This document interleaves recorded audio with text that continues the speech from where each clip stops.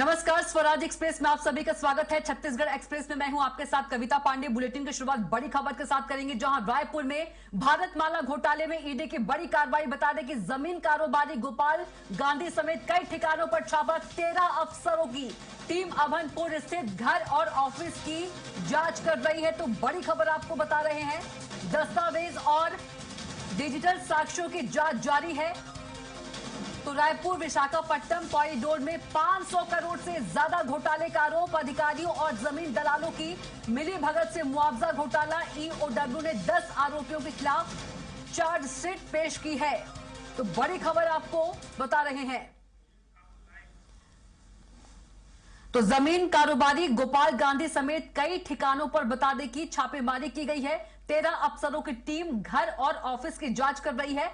और अधिक जानकारी के साथ रायपुर संवाददाता दिलीप साहू हमारे साथ सीधे जुड़ गए हैं। दिलीप, रायपुर में भारतमाला घोटाले में ईडी की बड़ी कार्रवाई, अब तक क्या कुछ अपडेट?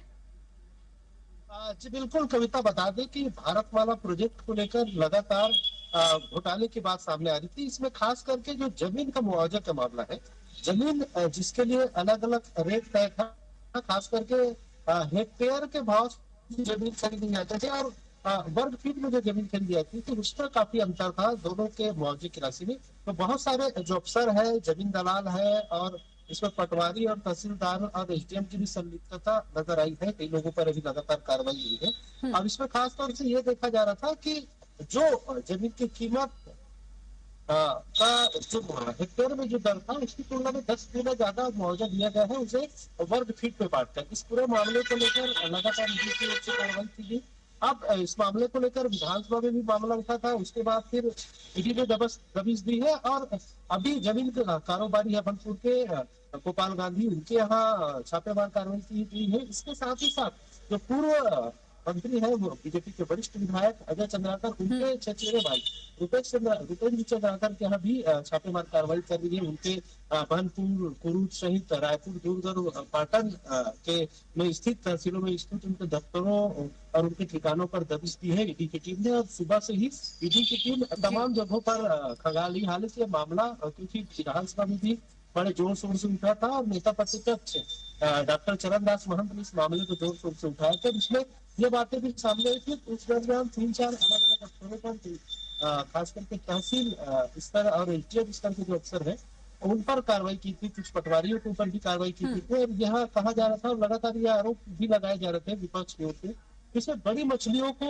छोड़ दिया जा रहा है। मतलब छोटी छोटी मछलियों से, यानी छोटे लोगों पर ही कार्रवाई हो रही है, बड़े लोगों पर कार्रवाई नहीं हो रही है। इसके बाद से ये पूरा मामला सामने आया था। फिर लगातार जिस तरह से शिकायतें हुई उसके आधार पर जितनी जो दस्तावेज और बाकी चीजों को लेकर लगातार ईडी कार्रवाई कर रही थी। और अभी एक बड़ी कार्रवाई ईडी की ओर से देखा जा रहा है, जिसमें गोपाल गांधी के अलावा पूर्व मंत्री अजय चंद्राकर के चचेरे भाई विजेंद्र चंद्राकर के यहाँ भी छापेमार कार्रवाई हो जाएगी। और दिलीप, मामले में दस्तावेज भी मिले हैं और डिजिटल साक्ष्य भी, जिसकी जांच जो है वो जारी है। जी बिल्कुल, जो भी दस्तावेज और डिजिटल साक्ष्य मिले हैं उसको आधार पर ईडी जांच कर रही है। और जैसे ही जांच पूरी होगी उसके बाद ही ईडी निश्चित तौर पे प्रेस विज्ञप्ति के माध्यम से, प्रेस नोट के माध्यम से तमाम जो जानकारी है वो सार्वजनिक करेगी कि क्या क्या चीजें इस छापेमार कार्रवाई के दौरान बरामद की गई और इसके पीछे और किन किन लोगों के तार इसमें जुड़े हुए हैं उसको लेकर भी जांच की जाएगी। और निश्चित तौर पे आने वाले समय में और इसमें कार्रवाई तेज होने के आसार नजर आ रहे हैं। बिल्कुल दिलीप, आपका बहुत ही शुक्रिया जानकारी देने के लिए, और आप नजर बना रखिएगा, आगे भी आपसे अपडेट लेंगे।